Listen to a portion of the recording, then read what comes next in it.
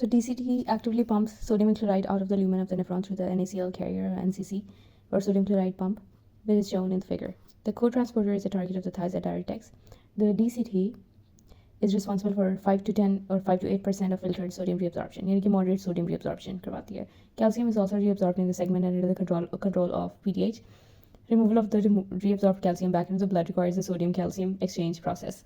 Here you can see, so we have sodium chloride co-transporter or NCC and calcium reabsorption urea, and then we have on the basolateral membrane we have this PTH receptor and calcium sodium antiport system भी है जो कि basolateral membrane में, and calcium hydrogen ATPase system भी है जो कि antiport systems and sodium potassium ATPase pump भी है.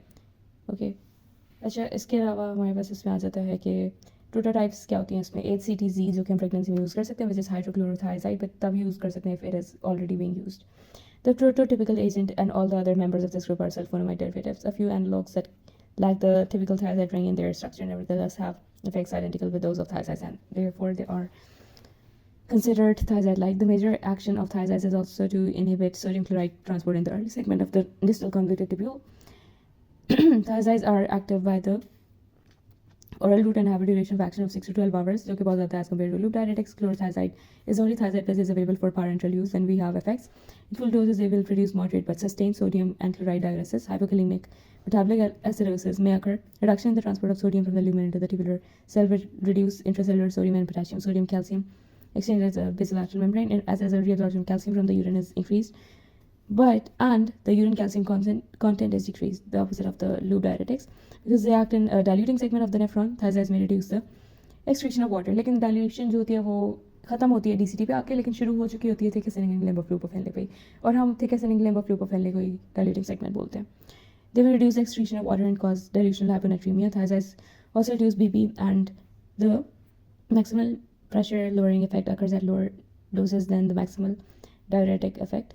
Chlorothalidone is longer acting than ACTZ and may be particularly valuable in hypertension. Inhibition of renal prostaglandin synthesis reduces the efficacy of thiazides. When a thiazide is used with loop diuretic, a synergistic effect occurs with marked diuresis. Now let's talk about clinical uses and toxicity. सबसे पहले तो ये use होती है hypertension के अंदर.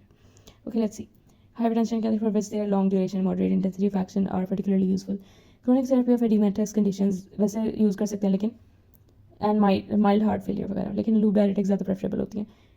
Renal calcium stone, which is chronic formation. Chronic renal calcium stone formation can sometimes be controlled with thiazides because they reduce the urine calcium concentration. Thiazides are also used in treatment of nephrogenic diabetes insipidus. Massive sodium diuresis with hyponatremia is an uncommon but dangerous effect or toxicity of thiazides. Chronic therapy is often associated with potassium wasting since an increased sodium load is presented to the collecting tubules. The cortical collecting tubules compensated by reabsorption of sodium and excretion of potassium. Diabetic patients also have significant hyperglycemia. Serum uric acid and lipid levels are also increased in some persons. यानी कि hyperlipidemia भी हो सकता है लोगों में. Combination with loop diuretics synergistic effect को increase करेगा, लेकिन it results in rapid development of severe hypovolemia and cardiovascular collapse. Thiazides are sulfonamides and share potential sulfonamide allergenicity. The final segment of the nephron is the last tubular site for sodium reabsorption that is regulated by aldosterone. It is a steroid hormone which is secreted by the adrenal cortex. This segment is responsible for reabsorption of 2 to 5% of the total filtered sodium under normal conditions, or if aldosterone is increased. Reabsorption of sodium occurs through ENaC, which is epithelial sodium ion channels, not a transporter, and it is accompanied by loss of potassium or hydrogen ions. The collecting tubule is thus the primary site of acidification of urine and the last site of potassium excretion. Aldosterone receptor and epithelium sodium channels. They are sites of action of the potassium-sparing diuretics. Reabsorption of water occurs in the medullary collecting tubule and under the control of vasopressin or ADH. Now let's talk about potassium-sparing diuretics. Spironolactone and eplerenone are going to act as antagonists of aldosterone. They are actually the pharmacological antagonists of aldosterone in the collecting tubules. They will bind and block the intracellular receptor of aldosterone, which is present here. This is the receptor that reduces the expression of gene that code for epithelial sodium channels and sodium potassium ATPase, which is shown here. Now let's talk about the other class, which is present in potassium-sparing diuretics. So we have amiloride and triamtidine that will act by blocking the epithelial sodium channels. These do not block INA channels in the excitable membrane. Spironolactone and eplerenone have slow onsets and offsets of actions, which is 24 to 72 hours, so they are going to be long-acting. Spironolactone and eplerenone, which are basically aldosterone antagonists, pharmacological antagonists, and then amiloride and triamterene have duration of action of 12 to 24 hours only, which are ENaC blockers. Now let's talk about the effects. All classes in these drugs will cause an increase in sodium clearance and decrease in potassium and hydrogen ion excretion, and therefore they are potassium sparing diuretics. They can cause hyperkalemic metabolic acidosis. Potassium wasting caused by chronic therapy with loop or thiazide diuretics. If not controlled by dietary potassium supplements, usually responds to these drugs. They are also available in combination with thiazides in a single pill. Aldosteronism, which is elevated serum aldosterone level that occurs in liver cirrhosis, is an important indication for spironolactone. Aldosteronism is going to be one toxicity, and other toxicity is going to be gynecomastia and anti-androgenic effects. Okay, so aldosteronism is an important indication for spironolactone. Specifically, aldosteronism is a feature of heart failure also, and spironolactone and eplerenone have been shown to have significant long-term benefits in these conditions. Some of these poorly understood effects may occur in the heart. The most important adverse effect of potassium-sparing diuretics is hyperkalemia. Contraindications: never to be given with angiotensin receptor blockers and ACE inhibitors. They should be used in patients with caution who are taking potassium-sparing diuretics. Spironolactone can cause gynecomastia, which are endocrine alterations, and also anti-androgenic effects. Eplerenone is more receptor selective, so it has less affinity for gonadal steroid receptors. Now let's talk about osmotic diuretics. So mannitol is the prototypical osmotic diuretic. You must have heard of it. It is given through IV. Other drugs often classified with mannitol but rarely used include glycerine, isosorbide, and urea, because they are freely filtered at the glomerulus, but they are poorly reabsorbed from the tubule. They remain in the lumen and they hold water by virtue of the osmotic effect. Major location is proximal convoluted tubule.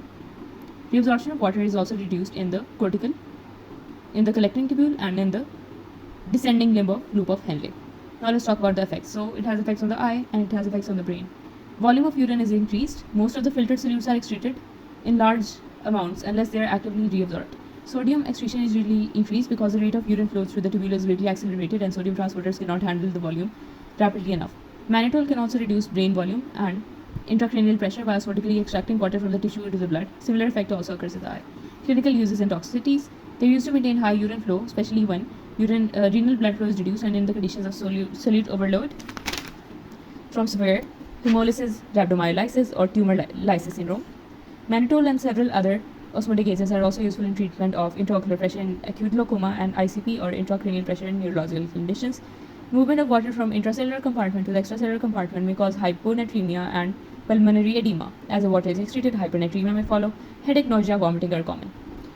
Now for the SGL2 antagonists. As we talked before, sodium and glucose co-transporter 2 are going to be present in the lumen, and basically glucose is going to piggyback on sodium and it is going to enter into the interstitium. So these are going to include dapagliflozin, empagliflozin, and canagliflozin, and in Japan, ipragliflozin as well. They reduce the active reabsorption of filtered glucose in the proximal tubule and increase the excretion of glucose by 30 to 50%. Although they increase the volume of urine, they are not approved for use as diuretics except in diabetes with heart failure. Recent evidence suggests that they are also effective in reducing death and hospitalizations for heart failure, even in patients without diabetes. High glucose concentrations in the urine may result in UTIs. As to dapagliflozin, canagli, and empagli, and epragliflozins, they are approved for diabetes patients.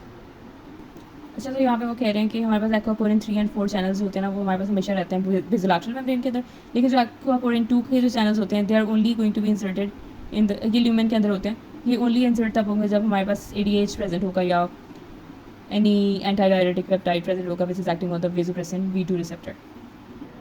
Now let's talk about ADH hormone agonists and antagonists. So ADH and desmopressin are prototypical ADH agonists. They are peptides and must be given parenterally.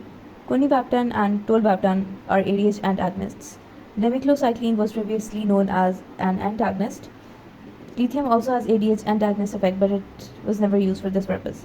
ADH facilitates water reabsorption from the collecting tubule for activation of V2 receptors, which stimulates adenylyl cyclase through GS. The increased adenosine monophosphate or cyclic adenosine monophosphate causes the insertion of additional aquaporin 2 water channels into the luminal membrane in this part of the tubule. Conivaptan is an ADH inhibitor at V1A and V2 receptors. Tolvaptan is a more selective V2 blocker with little V1 affinity.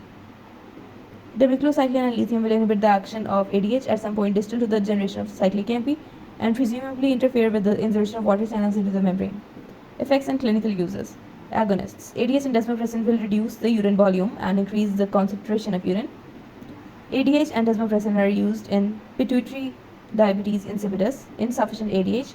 They are of no value in nephrogenic form of the disease. Resistance to ADH, but salt restriction, water restriction, thiazides, and loop diuretics may be used. These therapies reduce blood volume, a very strong stimulus to proximal tubular reabsorption. Increased water reabsorption in the proximal tubule will substitute in part for the deficient concentrating function of the collecting tubule in nephrogenic diabetes insipidus. ADH antagonists oppose the action of ADH agonists, and they are naturally occurring peptides that act on the same V2 receptors. Such ADH-like peptides are produced by certain tumors, like small cell carcinoma of the lung, and they can cause significant water retention and dangerous hyponatremia. This syndrome of inappropriate ADH secretion causes hyponatremia and can be treated with demiclocycline and conivaptan or tolvaptan. Lithium also works but has related toxicity and is never used for this indication. Conivaptan and tolvaptan are used off-label in some patients and heart failure complicated by hyponatremia. Toxicity.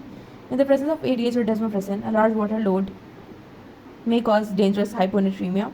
Large doses of ether peptide may cause hypertension in some persons.